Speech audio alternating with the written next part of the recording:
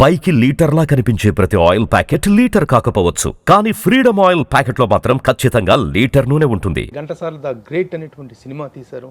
ఆ వివరాలు విశేషాలు రామారావు గారి నుండి తెలుసుకుందాం. రామారావు గారు నమస్తే సార్. నమస్కారం అండి. అసలు ఘంటసాల గారి మీద సినిమా తీయాలనేటువంటి ఆలోచన కంకురార్పణ ఎలా జరిగింది? పాట అభిమానం అండి. ముఖ్యంగా ఘంటసాల పాట అంటే నాకు ప్రాణం. మీరు పోలీస్ డిపార్ట్మెంట్లో ఉన్నతాధికారిగా పనిచేశారు. ఏంటి సార్ మీ పోస్ట్? దాంట్లో నా post administrative officer. Administrative officer అంటే పోలీస్ డిపార్ట్మెంట్లో అందరితోటి అనుబంధం, చాలా మంది ఉన్నతాధికారులందరితో. నేను మొత్తం 29 డీజీల దగ్గర పనిచేయడం జరిగిందండి. ఇది span of 40 years of service.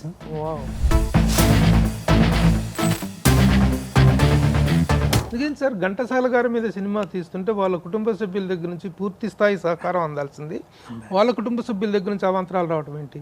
అంటే వాళ్ళ మనోభావాలు దెబ్బతింటాయని. ఇప్పుడు దాన్ని రిలీజ్ చేయడానికి ఉన్నటువంటి అవాంతరాలు ఏంటండి? అవాంతరాలు ఆర్థిక ఇబ్బందులే. ఘంటసాల గారి తర్వాత వినిపించిన పేరు, కనిపించిన వ్యక్తి బాలసుబ్రహ్మణ్యం. ఆయన ఏమన్నారు ఈ సినిమాలో? ఆయన పాత్ర కానీ ఆయన ప్రమేయం కానీ ఏమైనా ఉందా? ముఖ్యంగా ఇది రైట్ పర్సన్ రైట్ టైంలో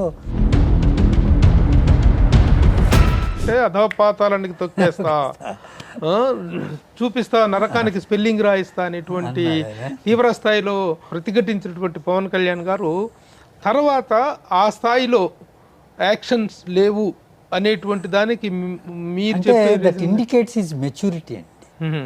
మనము అనుకుంటారు కానండి, ఆయన ప్రభుత్వంలోకి వచ్చిన తర్వాత ఆ మెచ్యూరిటీ లెవెల్స్ అండి.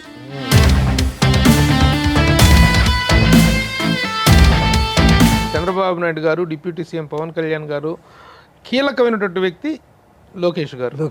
ఈ ముగ్గురు సమన్వయం ఎలా ఉందండి? బాగానే ఉందండి. నా అబ్జర్వేషన్లో ఏమైతే మటుకు.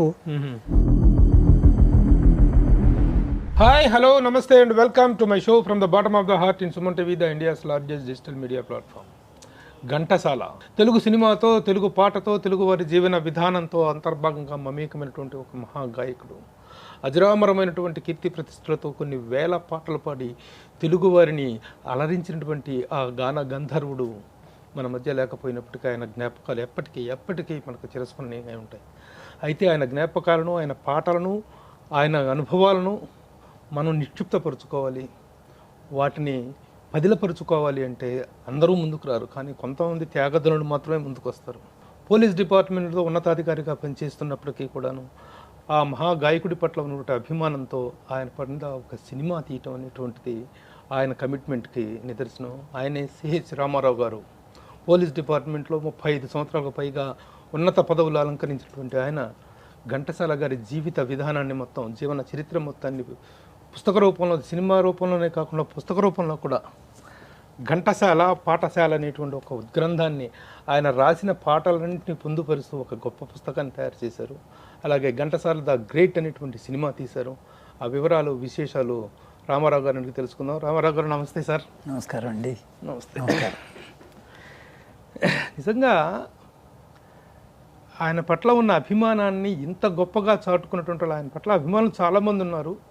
కానీ అభిమానం ఉండటం వేరు, అభిమానాన్ని ప్రదర్శించడం వేరు, దాన్ని ఒక కార్యరూపం ఇవ్వటం అనేటువంటిది గొప్ప విషయం. ముందుగా మీకు అభినందనలు. Thank you. Ghantasala the great సినిమాని మీరు ప్రసాద్ ల్యాబ్లో ప్రదర్శించినప్పుడు మన మాజీ రాష్ట్రపతి వెంకయ్యనాయుడు గారు ఆ సినిమా చూసేసి వారు ప్రశంసలు జల్లు కురిపించడం, మా మీడియా వాళ్ళందరూ కూడా చూడటం జరిగింది. అసలు ఘంటసాల గారి మీద సినిమా తీయాలనేటువంటి ఆలోచన కంకురార్పణ ఎలా జరిగింది?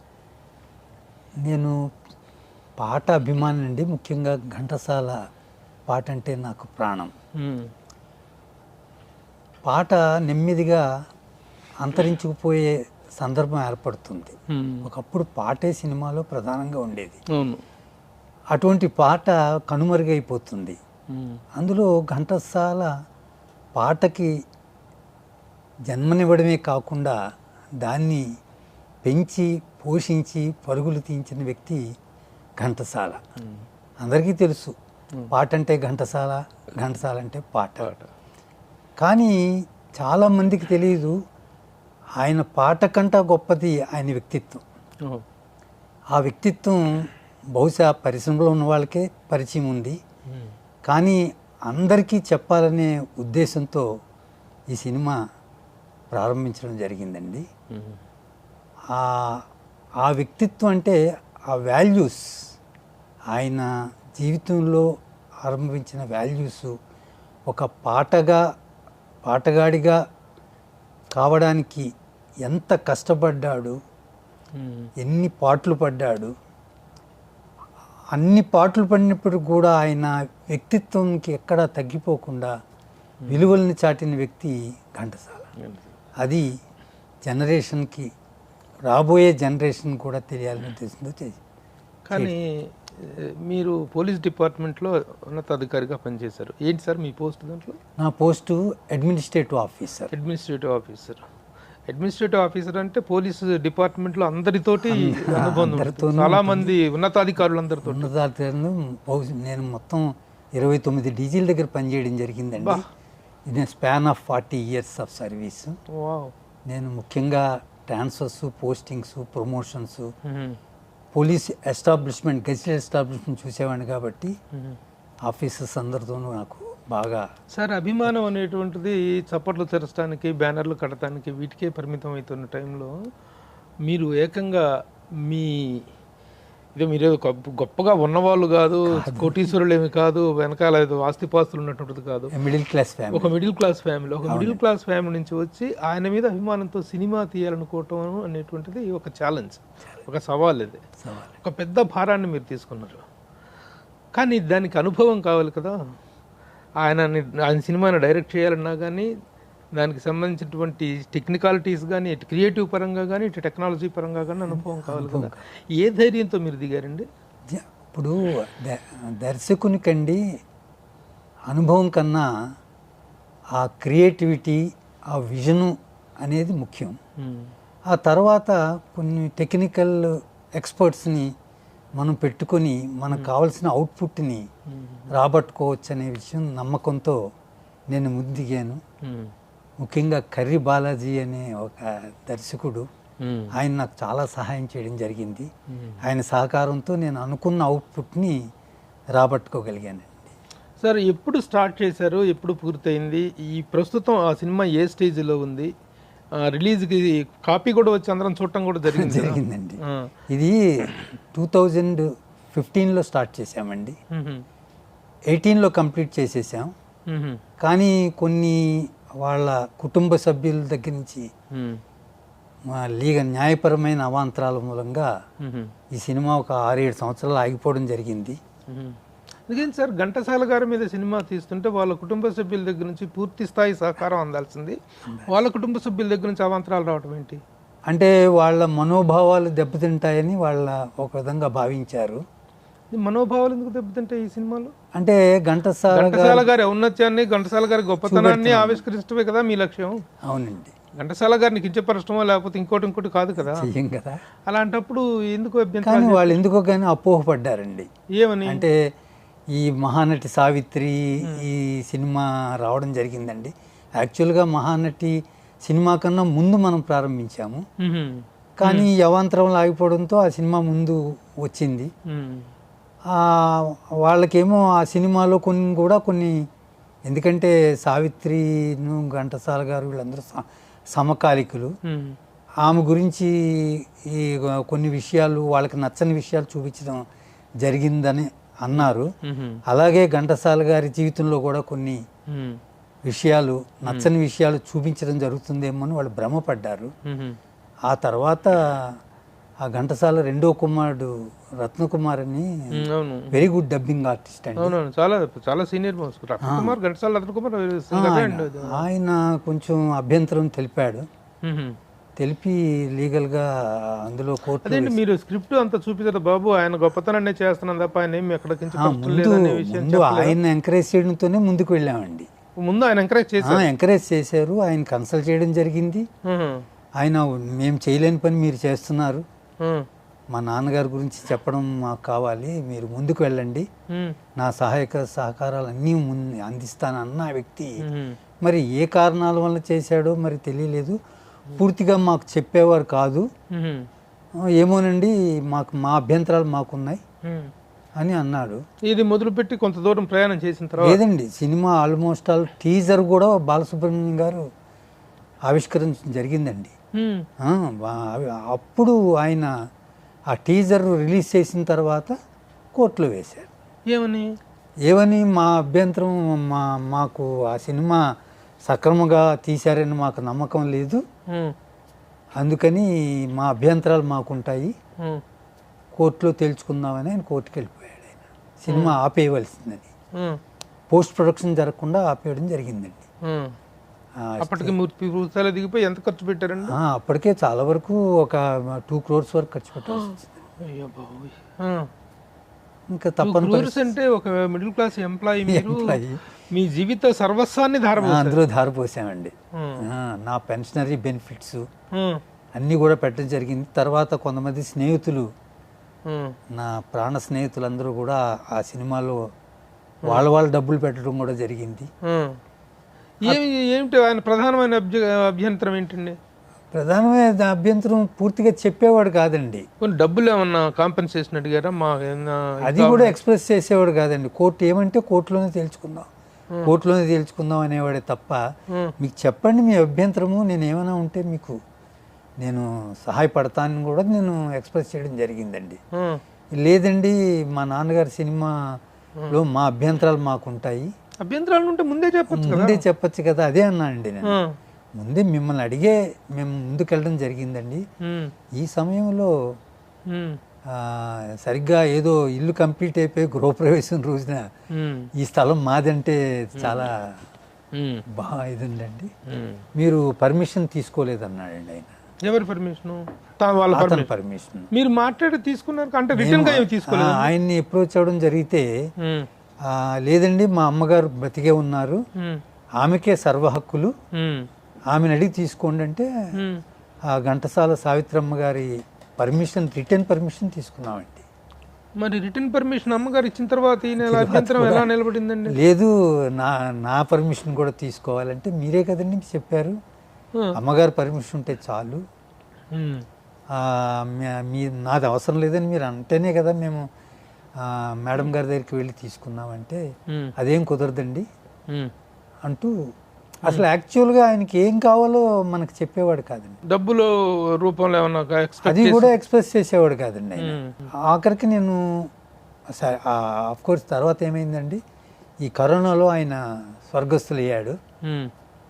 ఆ తర్వాత వాళ్ళ సిస్టర్స్ వాళ్ళందరూ కూడా మాకేం అభ్యంతరం లేదండి, మీరు ముందుకెళ్ళొచ్చని కోర్టుకి వాళ్ళు రాకపోవడంతో నాకు ఫేవరబుల్గా తీర్పు వచ్చింది. సావిత్రమ్మ గారు దగ్గర నుండి కానీ మిగతా వాళ్ళ దగ్గర నుంచి కానీ ఎలాంటి ఇంకా ఎటువంటి అభ్యంతరం లేదండి. వాళ్ళు తర్వాత ఈ సినిమా వాళ్ళకి చూపించడం కూడా జరిగిందండి.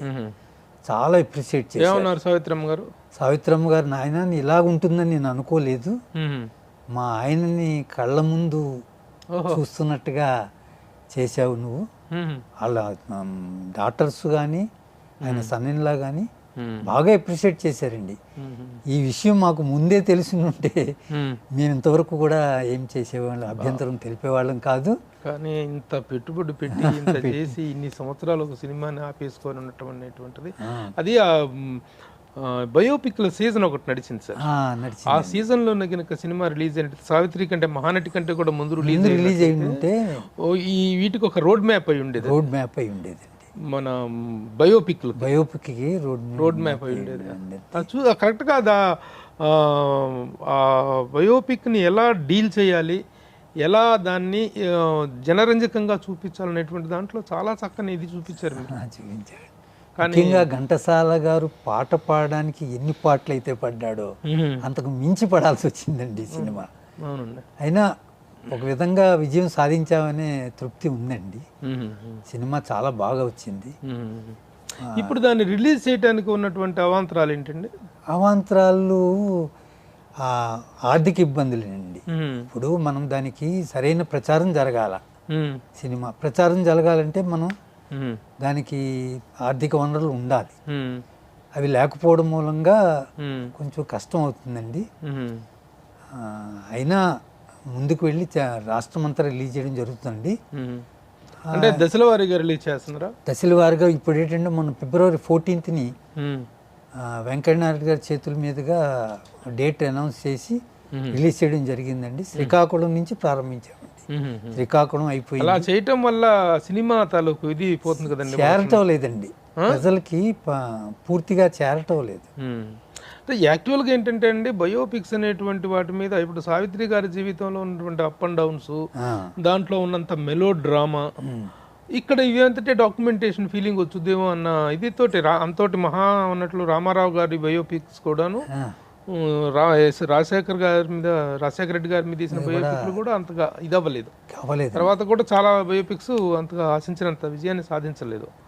బయోపిక్స్ అనేటువంటి గౌరవార్థం తీసుకున్న దాని తాలూకు వేరును వాటిని జనం ఆదరిస్తాం అనేటువంటిది ఒక అనే దాంట్లో ఉండే మైండ్ సెట్ వేరుగా ఉంటుందేమో. ఇక్కడ నా అనుభవం చెప్తానండి. యాజ్ ఎ పైలట్ ప్రాజెక్ట్స్గా శ్రీకాకుళంలోను విజయనగరంలో రిలీజ్ చేయడం జరిగిందండి.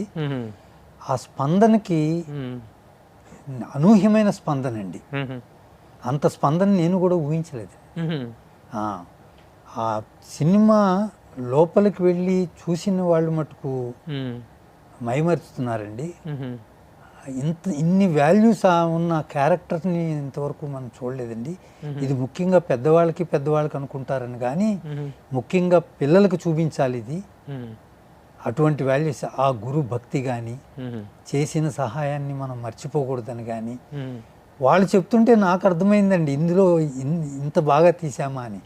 ఇందులో ఒక సినిమాలో ఒక డైలాగ్ ఉంటుందండి, శ్రీశ్రీ అంటారనమాట ఘంటసాలని.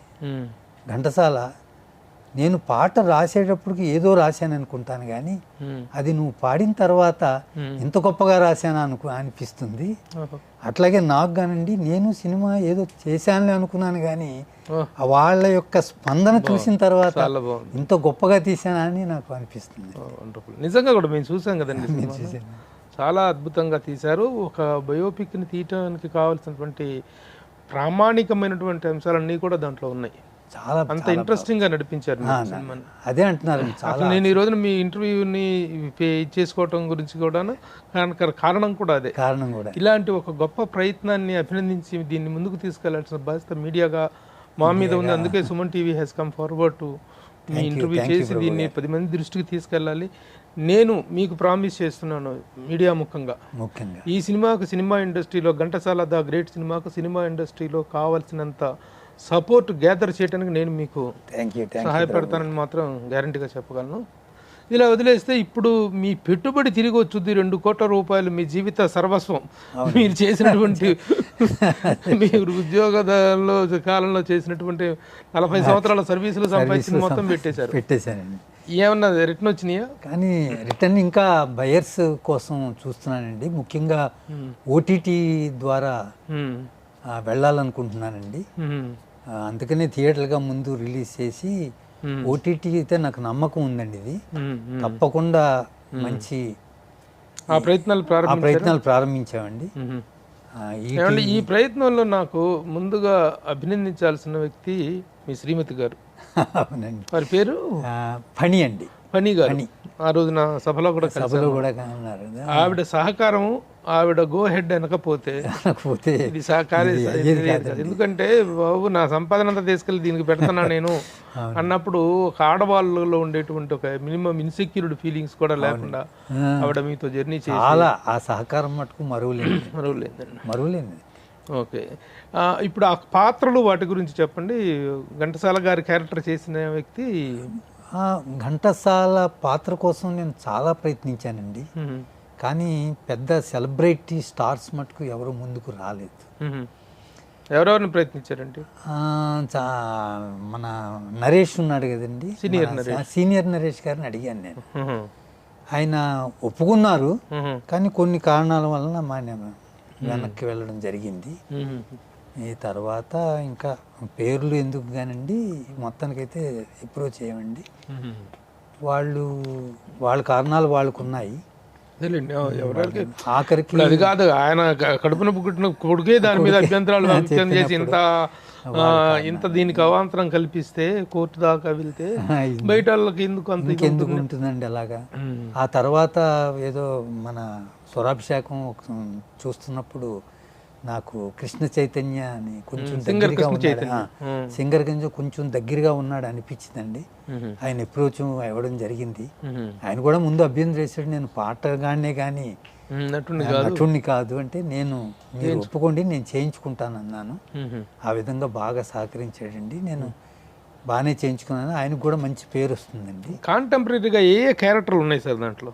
రామారావు గారి క్యారెక్టర్, నాగేశ్వరరావు గారి క్యారెక్టర్ ఇట్లా ఉన్నాయా? నాగేశ్వరరావు క్యారెక్టర్లు అంటే ప్రస్తావించడం జరిగింది కానీ వాళ్ళని చూపించడం జరగలేదు. కానీ ఇందులో ముఖ్యమైనది ఏంటండి, ఆయన ఘంటసాల గారు అంటుండేవారండి, నా పాటలకి నా జీవితానికి చాలా దగ్గర సంబంధం ఉందని. అందుకని ఆయన పాటలతోనే సినిమా చెప్పడం జరిగిందండి. ఆ పాటల సందర్భాల్లో కొన్ని సినిమాలో క్లిప్పింగ్స్ ఎక్కువగా నాగేశ్వరరావు గారికి రామారావు గారికి ఆయన పాడడం జరిగింది. వాళ్ళ క్లిప్పింగ్స్ వేయడం జరిగిందండి. రామారావు కనపడతారు. క్లిప్పింగ్స్ వేయటంలో టెక్నికల్ గా కానీ రైట్స్ పరంగా కానీ ఏమీ అభ్యంతరం రాలేదు. అవన్నీ తీసుకున్నారు. లెస్ దాన్ 1 minute కాబట్టి చేయడం జరిగింది కాబట్టి అటువంటి అభ్యంతరాలు ఏమి రాలేదు. మరి మిగతా పాత్రలు ఉండే పాత్రల పరంగా పాత్రల పరంగా ఏంటంటే స్టార్స్ మన సుమన్ గారు ఉన్నారు, సీనియర్ సుమన్. ఆయన ఏం చేశారు? ఆయన బడే గులాం అలీ ఖాన్ అని, అందరూ ఘంటసాల గారిని అభిమానిస్తే ఘంటసాల గారు బడే గులాం అలీ ఖాన్ హిందుస్థానీ సింగర్ అండి. ఆయన గొప్ప సింగర్, పాకిస్తానీ సింగరు. ఆయనకి అభిమానండి. ఆయన మద్రాసు వచ్చిన రోజుల్లో ఆయనకి ఆశ్రయం అదే కల్పించి ఒక 30 రోజులు ఇంట్లో పెట్టుకుని వాళ్ళ టీము ఒక 30-40 మందిని ఆయన ఆశ్రయం ఇచ్చాడండి. ఆయనంటే చాలా అభిమానం ఘంటసాల. ఆ పాత్ర సుమన్ గారు చేశారండి. సావిత్రమ్మ గారి క్యారెక్టర్ ఎవరు చేశారు? కృష్ణ చైతన్య గారి భార్యే, పాపులర్ యాంకర్ మృదుల, ఆమె చేశారు. బాగా చేసిందండి. వెరీ గుడ్ యాక్ట్రెస్, మంచి గ్రాస్పింగ్ ఉంది. ఫస్ట్ టేక్ లోనే ఓకే అయిపోయాయండి ఆవిడ. మిగతా క్యారెక్టర్స్ కుటుంబ సభ్యులు అండి. ముఖ్యమైన క్యారెక్టరు ఘంటసాల గురువు గారండి, పట్రాయని సీతారామ శాస్త్రి గారు. ఆయనంటూ ఆ రోజు ఆదరించకపోతే ఘంటసాల అనేవాడు ఉండేవాడు కాదండి. అటు మంచి పాత్ర అది. అది సుబ్బరామయ్య శాస్త్రి గారని ఒక క్యారెక్టర్ ఆర్టిస్ట్ ఉన్నారు కదండి, Subbaraya Sharma senior most actor, character artist ఉన్నారు. ఆయన చేయడం జరిగిందండి. తర్వాత సాయి కిరణ్ ఒక ఆయన చేశాడు, గుండు సుదర్శన్, అనంతు, వీళ్ళందరూ ప్యాడింగ్ ఆర్టిస్టులు బాగానే ఉన్నారు. వాళ్ళకు కూడా చాలా మంచి పేరు వస్తుందండి ఆర్టిస్టులు కూడా. టెక్నికల్ గా కెమెరా ఎవరు హ్యాండిల్ చేశారండి? కెమెరా వేణు మురళీధర్ వి అని, now has become a director, ముఖ్య గమకాన్ని చేశాడు. ఆయన ఈ వర్క్ అండర్ సెంథిల్ కుమార్ అండి. సెంథిల్ కుమార్ ఫస్ట్ అదే Baahubali director of photography Senthil Kumar. ఆయన ఫస్ట్ అసిస్టెంట్ గా పనిచేశాడు. ఆయన నాకు ఫస్ట్ సినిమా కూడా ఇదేనండి, ఫుల్ ప్లెడ్జ్డ్ మూవీ ఆయనకి, డైరెక్టర్ ఆఫ్ ఫోటోగ్రఫీగా. తర్వాత కర్రీ బాలాజీ అని కో డైరెక్టర్గా పనిచేశాడు ఆయన. సంగీతం ఏంటండి దీంట్లో? సంగీతం ఉంటుంది కదా? బాగా అడిగారు. సంగీతం ముఖ్యంగా సంగీత ప్రాధాన్యత ఉన్న సినిమా కాబట్టి మంచి సంగీతం దర్శకుడిని ఎంచుకోవాలండి ముఖ్యంగా. ఎందుకంటే ఘంటసాల గారే గొప్ప సంగీత దర్శకుడు, 100 సినిమాలకు పైగా ఆ రోజుల్లోనే చేశాడు. అందుకని ఆ ఇదిలో సాలూరు వాసురావు గారని, సాలూరు రాజేశ్వరరావు గారి కుమారుడండి. ఆయన వెంటనే ఒప్పుకున్నారండి. మంచి సహకారాన్ని ఇచ్చారు ఆయన. డబ్బుల్ని పక్కన పెట్టి ఈ సినిమా నేను చేయడమే నా అదృష్టం అంటూ ఆయన గొప్ప సహకారాన్ని ఇచ్చారండి. చాలా ఎక్కువగా బ్యాక్గ్రౌండ్ స్కోరేనండి. అవును, బ్యాక్గ్రౌండ్ స్కోర్ ఎక్కువ. పాటలు ఆయన ఒక పాట చేశారండి, బడే గులాం అలీ ఖాన్ ఘంటసాల ఒక కవాలి ఉంటుందండి. ఓకే. ఒకరిని అభినందించుకుంటూ ఒక కవాలి ఉందన్నమాట. ఓహో. ఆ కవాలి సాంగ్ ఆయన చేశారు. ఓహో. అట్లా కాకుండా ఘంటసాల గారిని ప్రస్తుతిస్తూ ఏదైనా బ్యాక్గ్రౌండ్ సాంగ్, లేదు, టైటిల్ సాంగ్ చేయలేదు. అలా మామూలుగా సినిమాలో ఆయన చేసినటువంటి పాటలు, ఆయన పాడిన పాటలు పాటలు అలాగే అవి ఉంటాయండి. ఎట్లాగో క్లిప్పింగ్స్ రూపంలో ఉన్నాయి కాబట్టి చూపించారు. సో రాజేశ్వరరావు గారు అబ్బాయి రాజేశ్వరరావు వాసురావు గారు ఇచ్చారు వాసురావు గారు సంగీతం. ఓకే. ఎందుకంటే వాళ్ళిద్దరిది చాలా గొప్ప జర్నీ అమ్మో, అండి. రాజేశ్వరరావు గారిది, ఘంటసాల గారిది ఎన్ని పాటలు వాళ్ళిద్దరి కాంబినేషన్ లో.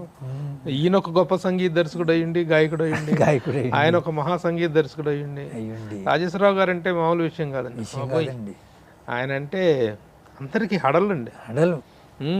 రాజేశ్వరరావు గారు అంటే అలా అంటే ఆయన దుక్కిపాటి మసూదన్ రావు గారి దగ్గర చాలా ఇదిగా ఉండారు సార్. అన్నపూర్ణ పిక్చర్స్ చాలా పాటలు పాడారు, చాలా సినిమాలకు మ్యూజిక్ చేశారు. సినిమాలు చేశారండి. Very good. అటువంటి గొప్ప దర్శకుడికి ఒక కుమారుడు. ఇంకా టెక్నికల్ గా హైలైట్స్ అంటే ఏం చెప్తారు? టెక్నికల్గా ముఖ్యంగా సంగీతం background music is the highlight అండి. అంటే దాని వలన బాగా ఎలివేట్ అయింది సినిమా. కొన్ని సన్నివేశాలు బాగా ఎలివేట్ అయ్యాయండి ఆ మ్యూజిక్ వలన.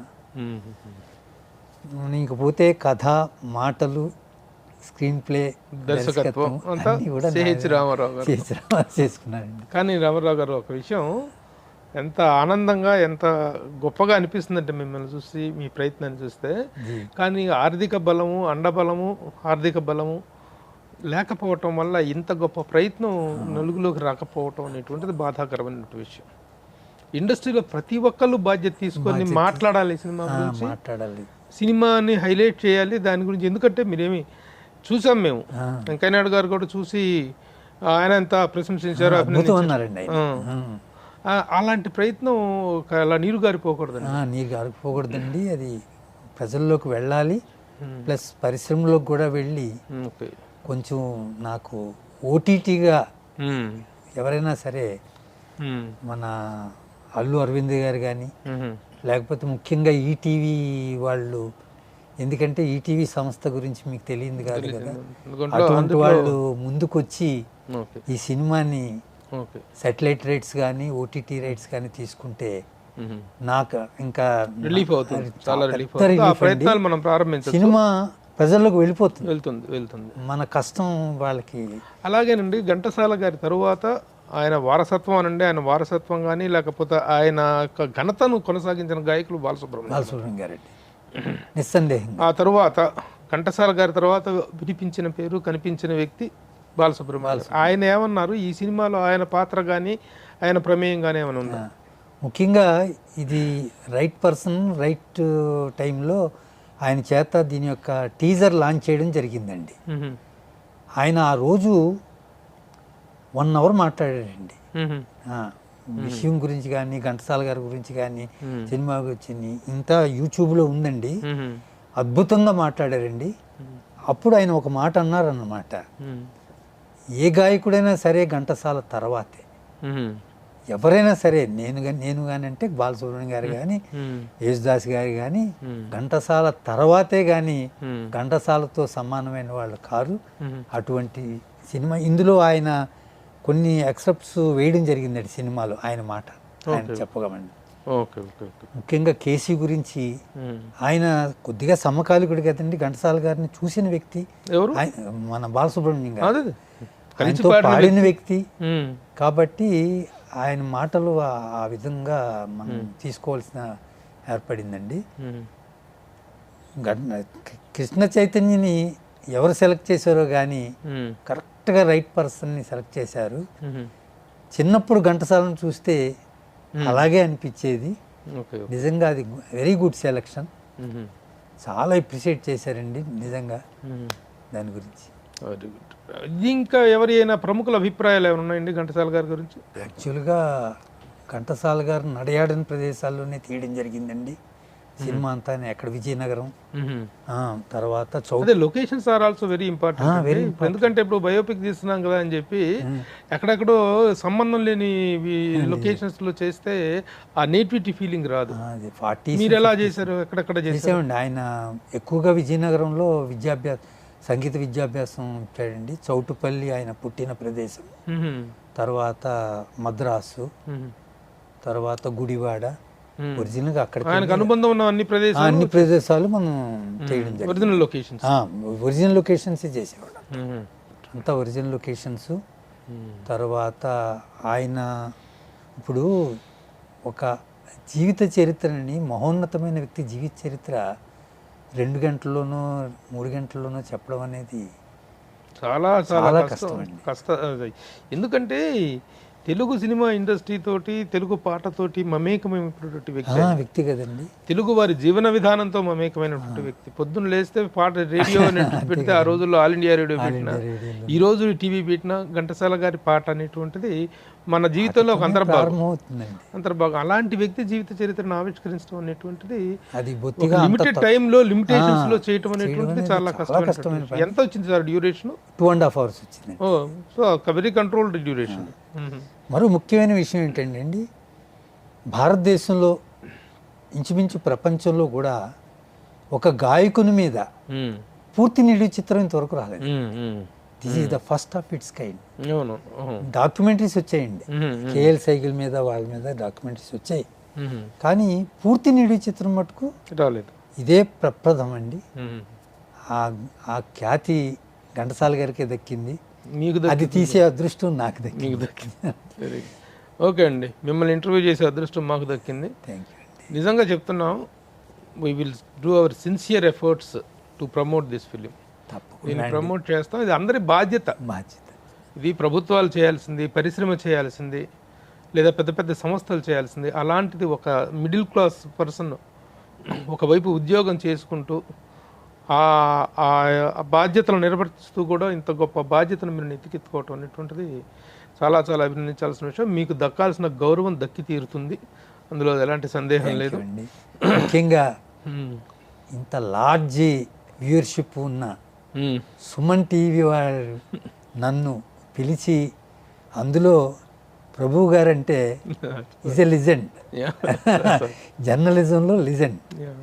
ఆయన నా ఇంటర్వ్యూ తీసుకోవడం అనేది ముఖ్యంగా ప్రజల్లోకి వెళ్ళిపోవడానికి ఇది నాందిగా నేను భావిస్తున్నాను. తప్పకుండా సార్. ఇకపోతే మీ సుదీర్ఘ పోలీస్ డిపార్ట్మెంట్లో సుదీర్ఘ ప్రస్థానం గురించి కాసేపు మాట్లాడుకున్నాం. 40 సంవత్సరాల 40 ఇప్పుడు ఏ ఇయర్లో జాయిన్? నేను 78లో జాయిన్ అయ్యాను. 78లో అడ్మినిస్ట్రేటివ్ ఆఫీసర్. అడ్మినిస్ట్రేటివ్ కాదండి, జూనియర్ అసిస్టెంట్ గా జాయిన్ అయ్యాను. Junior assistant. ఆ రోజుల్లో ఎల్డీసీ అనేవారు. LDC, lower department, lower divisional clerk. అలా స్టార్ట్ అయ్యి కొద్దిగా 1 month సెక్షన్లో పనిచేసి నేను ఆఫీసర్ దగ్గరే పనిచేయడం స్టార్ట్ చేశాను. Okay okay. ముఖ్యంగా 29 మంది డీజీల దగ్గర పనిచేశారు. 29 అండి డీజీ దగ్గర. DGs means director general of police అండి. The head of the police force, HOPF అంటారు. మొత్తం 75,000 అంటే కంబైన్డ్ స్టేట్లో 1,50,000 ఫోర్స్కి హెడ్ అనమాట ఆయన. అలాంటి వాళ్ళు 29 మంది దగ్గర పనిచేశారు. ఎంత నమ్మకము, ఎంత హానెస్టీ, ఎంత వర్క్మెన్షిప్ ఉంటే కానీ అది సాధ్యం అవుతుంది. ఎందుకంటే డిపార్ట్మెంట్ అనేది చాలా డిసిప్లిన్గా ఉంటుంది. మోర్ ఎవర్ చాలా అవాంతరాలు ఉంటాయి. ఇక్కడికి వచ్చి పబ్లిక్లో పోలీస్ డ్యూటీ చేయడంతో పాటు అక్కడ కూడాను అంతమంది ప్రముఖుల్ని డీల్ చేయటం అనేటువంటిది ఎలా ఉంటుందండి పోలీసులతోటి డిపార్ట్మెంట్లో? కత్తి మీద సాములా ఉంటుందండి. ఎలా ఉంటుందంటే వెరీ సెన్సిటివ్, హైలీ కాన్ఫిడెన్షియల్. అందులో ఏంటంటే day and night duty, timings ఉండవు. మీకు కూడా? మాకు కూడానండి. ఎందుకంటే ఆఫీసర్ ఉన్నప్పుడు మేము ఉండాల్సి వస్తుందండి. మనం ఉండకపోతే ఆయనకి అసిస్టెన్స్ ఇవ్వకపోతే ఆయనకి కదండి. అందుకని నన్నైతే మటుకు మీ టైంలో మీరు సర్వీస్లో ఉండగా ఒక టఫెస్ట్ పొజిషన్ సిచ్యువేషన్ ఫేస్ చేసిన సందర్భం? ఫేస్ చేసింది ద డెత్ ఆఫ్ ఇందిరాగాంధీ అండి. Indira Gandhi plus followed by Rajiv Gandhi. ఈ డెత్స్ జరిగినప్పుడు మటుకు లా అండ్ ఆర్డర్ ప్రాబ్లం అరైజ్ అయిపోయింది. అప్పుడులో ఆఫీసర్స్ కూడా వెరీ టఫెస్ట్. అప్పుడులో we worked round the clock అండి. అప్పుడులో కూడా డెఫ్ట్లీ handle the situations, especially ఆంధ్రప్రదేశ్లోను. That was the toughest period. Day and night work చేశాను. ఏం జరిగింది సార్ ఇందిరాగాంధీ హత్యానంతర పరిణామాలు? ఏంటంటే after math law and order problem అండి. యాజిటేషన్స్ కానీ ర్యాన్స్ ఇది కానీ బాగా పోలీస్కి టఫ్ జాబ్ అయిపోయింది. ఎందుకంటే ఆ పర్సనాలిటీస్ యొక్క అలాగే 1993 మత కల్లోలాలు కూడా 91 టైంలో ఎర్లీ 90s లో బాగా జరిగాయి. ఎర్లీ 90s లో బాగా ఉండేదండి మత కల్లోలాలు. బాబోయ్ అదొక నైట్ మేర్ అండి, ఎస్పెషల్లీ హైదరాబాద్. అవన్నీ ఎవరండి బాగా టఫెస్ట్ పోస్ట్లో ఆ టైంలో హ్యాండిల్ చేసినటువంటి ఐజీ గారు? హెచ్దే దొరగారండి. దొరగారు. హెచ్దే దొరగారు అనేది మీరు వినే ఉంటారు. హెచ్దే దొరగారు కానీ విజయ రామారావు గారు కానీ వీళ్ళందరూ కూడా ఈ ఆఫీసర్ అందరికీ కూడా పనిచేశానండి నేను. వాళ్ళు నేనంటే చాలా లైక్ చేసేవారండి. అలా లైక్ చేశారు, అంతమంది ఆఫీసర్ల అభినందనలు అందుకున్నారు కాబట్టి మీకు మళ్ళీ రిటైర్డ్ అయిన తర్వాత కూడా నాకు ఐ గాట్ 8 years ఎక్స్టెన్షన్ అండి. That is also first of it's kind. ఈ మినిస్టీరియల్ సర్వీసెస్ లో ఈ ఆఫీస్ సైడ్ ఏ అడ్మినిస్ట్రేటివ్ ఆఫీసర్ కూడా ఎక్స్టెన్షన్ అనేది లేదండి. అది నాకే దక్కింది. 8 years ఐ వర్క్డ్ అండి. ప్రస్తుతం మీరు హోమ్ మినిస్టర్ గారి దగ్గర ఓఎస్డీగా ఉన్నాను. Anitha Vangalapudi Anitha madam, very very good politician. వారి దగ్గర మీరు ప్రస్తుతం ఓఎస్డీగా చేస్తున్నారు. This is an actual extension to your service. కానీ పోలీసుల యొక్క ఆత్మస్థైర్యం అనేటువంటిది గతంలో ముఖ్యంగా ఏ పార్టీ అధికారంలో ఉన్నప్పటికీ పోలీసుల్ని యూజ్ చేసుకోవటం, పోలీసుల మీద రకరకాలైనటువంటి ఒత్తిళ్లు తేవటమే కాకుండా ఇప్పుడు లాయల్టీ, పోలీస్కి లాయల్టీ ఉండాలండి. ఏ గవర్నమెంట్ ఉంటే ఆ గవర్నమెంట్కి లాయల్గా ఉండక తప్పదు.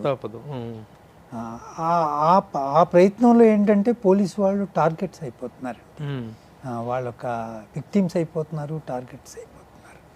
ఏ గవర్నమెంట్ ఉంటే ఆ గవర్నమెంట్ కి చేయక తప్పదు కదా. కానీ ఆ పరిస్థితులను ఎందుకు అర్థం చేసుకోరు కొంతమంది అంటే ఆ లాయల్టీ అనేటువంటిది కూడాను హద్దు మీరి పోయి, లాయల్టీ వేరును బానిసత్వం వేరు కదా. ఊడిగం చేయటం వేరు కదా. ఆ ఊడిగం చేసే స్థాయికి దిగజారిన నేపథ్యాలు ఉన్నాయి కదా. ఇంత బాధాకరమైనటువంటి అప్రదిష్ట మూట కట్టుకుంది పోలీస్ డిపార్ట్మెంట్. అందరూ కానీ కొద్ది మంది వలన అలా జరుగుతుందండి. కొద్దిమంది వలన అలా జరుగుతుంది. కొంతమంది బ్యాలెన్స్డ్ గానే ఉంటారు, కొంతమందిగా అపఖ్యాతి వస్తుంది. ముఖ్యంగా గతంలో వైఎస్ఆర్సీపీ ప్రభుత్వంలో, జగన్మోహన్ రెడ్డి గారి వైఎస్ఆర్సీపీ ప్రభుత్వంలో పోలీసులకు జరిగినంత అప్రదిష్ట, వాళ్ళకి మూట కట్టుకున్నంత చెడ్డ పేరు ఏ ఇదిలోనూ రాలేదు. అంతగా జరగడానికి కారణాలు ఏంటండి? కారణం ప్రభుత్వం యొక్క ఆదేశాలండి, అంతకన్నా ఇంకేం లేదు. మరి పోలీసు అధికారుల సంఘం ఉంటుంది, పోలీసు ఉద్యోగుల సంఘాలు ఉంటాయి. వాళ్ళు ఇంత అప్రతిష్ట జరుగుతున్నప్పుడు వాళ్ళు ఎలాంటి ఇది తీసుకుంటారండి? పోలీసుల ఆత్మస్థైర్య రక్షణ కోసం కానీ వాళ్ళ ఆత్మగౌరవ పరిరక్షణ కోసం పనిచేయాల్సినటువంటి వ్యవస్థలు కదా, రెండు వ్యవస్థలు కదండి. ఇప్పుడు ఒక్కరు ఆ దారిని పోతే ఇంకొకరు మరో దారికి వెళితే వీళ్ళ యొక్క అనుభవ దృష్ట్యా ఏం చేస్తారంటే వీళ్ళు ఇంకా మనం కూడా అదే దారిని వెళ్ళిపోక తప్పదనే పరిస్థితులు ఏర్పడుతున్నాయండి. అందరూ ఒకలా ఉండండి. ఇప్పుడు 4 ఆఫీసర్స్ ఉన్నారంటే 2 ఆఫీసర్లు అటువైపు వెళ్ళిపోయి 3 ఆఫీసులు అటువైపు వెళ్ళిపోయినా, ఒక ఆఫీసర్ ఇటువైపు వెళ్ళినా వాళ్ళకి ఏం లేదండి. ఎందుకంటే తర్వాత వాళ్ళ మనుగడ కష్టమైపోతుంటుందండి. ఇప్పుడు ట్రాన్స్ఫర్స్ కానీ తర్వాత పోలీస్ అనేది ఎలా ఉంటుందంటే అండి, కొంతవరకు బాగానే ఉంటాడండి. తర్వాత వివాహం అయ్యి పిల్లలు అయ్యి వాళ్ళ ఎడ్యుకేషన్ ఇచ్చినప్పుడు ఆ ట్రాన్స్ఫర్స్కి ఆ యొక్క దీనికి వాళ్ళకి ఒక విధంగా భయం ఏర్పడుతుందండి. డిస్లొకేషన్ ఆఫ్ ఫ్యామిలీ అది చాలా ఎక్కువగా ఉంటుంది. ఆ ఫ్యామిలీ పరిస్థితుల దృష్ట్యా, పిల్లల యొక్క ఎడ్యుకేషన్ దృష్ట్యా, లేకపోతే ఆర్థిక పరిస్థితుల దృష్ట్యా వాళ్ళు లొంగిపోక తప్పదండి. ఫస్ట్ ఆఫ్ ఆల్ వాళ్ళ పరిస్థితుల దృష్ట్యా అదొకటే వాళ్ళకి. అదప్పుడు మనము ప్రభుత్వం మాట వినకపోయినా ఏం చేస్తారండి, ఎక్కడో ఫార్ ఆఫ్ ప్లేసెస్కి పడేస్తారు. అప్పటికే పిల్లలు ఎదిగి ఉంటారు, వాళ్ళ యొక్క ఇది ఉంటారు, దాంతో ఏం చేయగలరండి అతను. సార్, ఇప్పుడు గత ప్రభుత్వంలో చాలామంది పోలీసు అధికారులు చాలా ఇదిగా ప్రవర్తించారనేటువంటిది మొన్న 3 IPS ఆఫీసర్లు కూడాను పాలమూరు అమ్మాయి కేసులో బాంబే నటి జత్వానీ కేసులో 3 IPS ఆఫీసర్ల మీద వేటు పట్టడం అనేటువంటిది మామూలు విషయం కాదు. చరిత్రలో ఒక ఫస్ట్ ఆఫ్ ఇట్స్ కైండ్ ఇది. అలాంటి వాళ్ళు ఉన్నారు. ఉన్నారు. అట్ ద సేమ్ టైమ్ ఒత్తిళ్లకు కారణంగా నిస్సహాయ స్థితిలో చేసినటువంటి వాళ్ళు ఉన్నారండి. అది ఇప్పుడు వచ్చినటువంటి ప్రభుత్వం, కూటమి ప్రభుత్వం ఆ నిస్సహాయతను గమనించి వాళ్ళ పట్ల ఒక ఎక్స్క్యూజ్డ్ ధోరణిలోనూ ఉండొచ్చు. నిజంగా మెడలో ఎముకలు వేసుకొని పుర్రెలు వేసుకొని ఊరేగినటువంటి పోలీస్ అధికారులు ఉన్నారు. ఆ వాళ్ళ పట్ల కఠినంగా ఉండొచ్చు. అలాంటి ఒక సమన్వయ ధోరణి ఏమో కానీ కూటమి ప్రభుత్వంలో కనపడుతుందండి. ఎందుకంటే మరీ అంత విండిక్టివ్గా వెళ్ళటం లేదండి. ఎందుకంటే ఆయన మహా అనుభవజ్ఞుడు కాబట్టి, ఆ లీడర్ ఆఫ్ దట్ కూటమి ప్రభుత్వం చంద్రబాబు నాయుడు గారు చాలా అనుభవించు కాబట్టి కొంచెం ఆయన బ్యాలెన్స్డ్ గానే వెళ్తున్నారు తప్ప మరీ అంత విండిక్టివ్గా పోవట్లేదండి ఆయన. ఆ విషయంలో ఆయన్ని మనం అభినందించాలండి. కూటమి ప్రభుత్వం మటుకు చాలా చూసి అడుగులు వేస్తూ ఉందండి. మరీ బొత్తిగా వాళ్ళు ఏదో చేశారు మనం ఇలాగే చేయాలనే ధోరణి అయితే అసలు యాక్చువల్గా కూటమి ప్రభుత్వం వచ్చిన వెంటనే ఎక్కడికక్కడ అరెస్టుల పరం సాగిపోతుంది, అసలు ఇమీడియట్గా లోపల వేసేస్తారు వీళ్ళందరినీ అనుకున్నటువంటి ఒక ఇది సాగుతుంది. కానీ చాలా నత్తనడకగా సాగుతుంది చర్యలు అనేటువంటి ఒక ఇది ఉందండి. ముఖ్యంగా డిప్యూటీ సీఎం పవన్ కళ్యాణ్ గారు, అవునండి, ఆయన కూడా ఇంకా చాలా అగ్రెసివ్గా వెళ్తారనుకున్నారు. కానీ ఎలక్షన్స్ రిజల్ట్స్ వచ్చిన తర్వాత ఈ అగ్రెసివ్నెస్ అనేది, ఎందుకంటే అధపాతాలానికి తొక్కేస్తా, చూపిస్తా, నరకానికి స్పెల్లింగ్ రాయిస్తా అనేటువంటి తీవ్ర స్థాయిలో ప్రతిఘటించినటువంటి పవన్ కళ్యాణ్ గారు తర్వాత ఆ స్థాయిలో యాక్షన్స్ లేవు అనేటువంటి దానికి మీరు చెప్పేది ఇండికేట్స్ ఇస్ మెచ్యూరిటీ అండి. మనము అనుకుంటారు కానండి, ఆయన ప్రభుత్వంలోకి వచ్చిన తర్వాత ఆ మెచ్యూరిటీ లెవెల్స్ అండి బొత్తిగా దాన్ని మనం ఆ విధంగా తీసుకోవాలి తప్ప ఇప్పుడు కన్నుకు కన్ను సమాధానం కాదు కదండి. అలాగని సైలెంట్ గా కూడా ఉండట్లేదు. అదే ఏలెత్తి చూపించేలా కాకుండా ఆ విధంగా అండి సమన్వయ ధోరణిలోనే ఉంటుంది ప్రభుత్వం. అలాగని ఉపేక్షించేది కూడా లేదు. ఇప్పుడు రెడ్ బుక్ పట్ల డిపార్ట్మెంట్ రియాక్షన్ ఏంటండి? రెడ్ బుక్ అనేది ఒక వార్నింగ్ లాంటిదండి, అంతకన్నా ఏమీ లేదు. ఆయన కూడా పూర్తిగా దాన్ని అలా అనిపిస్తున్నాడు కానీ దాన్ని పూర్తిగా ఆయన ఏమి ఉండలేదు. That it self is a sweet warning అంటారు చూసారా, అలా అంతే తప్ప అంతకన్నా ఇంకేం లేదు. ఇప్పుడు వీళ్ళ ముగ్గురు ట్రయో యాంగిల్ ఎలా ఉంది సార్? చంద్రబాబు నాయుడు గారు, డిప్యూటీ సీఎం పవన్ కళ్యాణ్ గారు, కీలకమైనటువంటి వ్యక్తి లోకేష్ గారు. వీళ్ళ ముగ్గురు సమన్వయం ఎలా ఉందండి? బాగానే ఉందండి. నా అబ్జర్వేషన్లో ఏమైతే మటుకు మరీ అంత డెప్త్లోకి వెళ్లకుండా ఉంటే మామూలు అంత surface of it is okay. ఉందండి. ఒకళ్ళ పట్ల ఒకళ్ళకి అది అసలు యాక్చువల్గా నా ఫోటోతో పాటు డిప్యూటీ సీఎం ఫోటో కూడా ప్రతి ప్రభుత్వ కార్యాలయంలో ఉండాలని చంద్రబాబు నాయుడు గారు చెప్పటం, పవన్ కళ్యాణ్ గారు చేసినటువంటి వాట్ ఎవర్ దాన్ని ఏమైనా అనొచ్చు, సీట్ల విషయంలో కానీ ఈ విషయాల్లో కానీ ఆయన చేసినటువంటి సాక్రిఫైస్ కి ఒక గొప్ప గుర్తింపుగా ఇచ్చాడు చెప్పుకోవచ్చు. తప్పదండి, ఆయనకి ఇవాళ స్థానాన్ని ఇవ్వగలిగిన గౌరవ స్థానాన్ని ఇచ్చాడు, ఇస్తున్నాడు కూడా. మీ మేడం ఏమంటారండి? ఎలా ఉన్నారు మేడం? మేడం ఇది అంటే ఒక మహిళా హోమ్ మినిస్ట్రీని చేయటం, అందుట్లో ఒక 3 క్రిటికల్ ఏరియాస్లో అండి, ఒకటి రాయలసీమ, ఒకటి ఆంధ్ర, ఇంకోటి ఉత్తరాంధ్ర, 3 కూడా చాలా క్రిటికల్, పొలిటికల్ గాను అన్ని విధాలుగా కూడా సెన్సిటివ్ ఏరియాస్. అవి సార్ హ్యాండిలింగ్ అంటే ఏం చెప్తారు? చాలా బాగా హ్యాండిల్ చేస్తున్నారండి. She's definitely handling that portfolio, very difficult పోర్ట్ఫోలియోని చాలా చాకచక్యంగా హ్యాండిల్ చేస్తున్న ఎంతమంది అంటే పవన్ కళ్యాణ్ గారు ఒక సందర్భంలో చేశారు కదా, ఇంకా కిక్ చాలట్లేదు అన్నంత రేంజ్ లో అన్నారు. అయినా కూడా ఆయన కూడా తర్వాత అర్థం చేసుకున్నాడండి. యాక్చువల్గా అందరికీ తెలిసిందేనండి, ఆయనకు అప్పుడు తెలుసో తెలియదు కానండి, లా అండ్ ఆర్డర్ అనేది హోమ్లో భాగం కాదండి.